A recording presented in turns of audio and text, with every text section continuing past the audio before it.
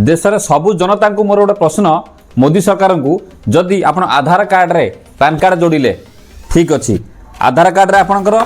bank भी जोड़िले ठीक अच्छी आधार कार्ड रे आपणकर राशन कार्ड भी जोड़िले ठीक अच्छी आधार कार्ड रे आपणकर एटीएम कार्ड को मध्य भी जोड़िले सी मध्य ठीक अच्छी आधार कार्ड रे आपणकर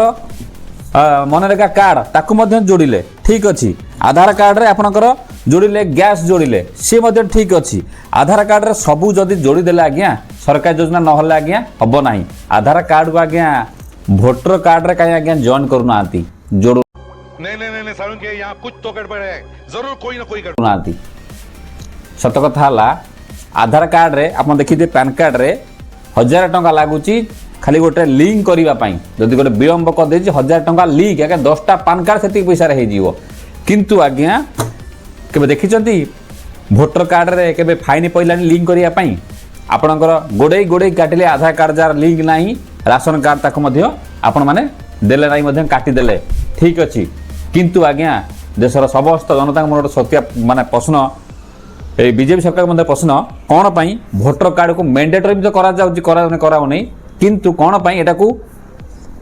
कंपलसरी जिमि आधार सहित 5 जो भाबे आपण बारे होउचंती आको कोन पई करा जाउ नै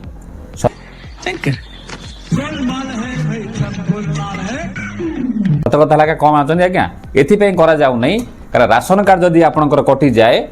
आपणकर चाउर गोटे घर समस्त पाइबे नै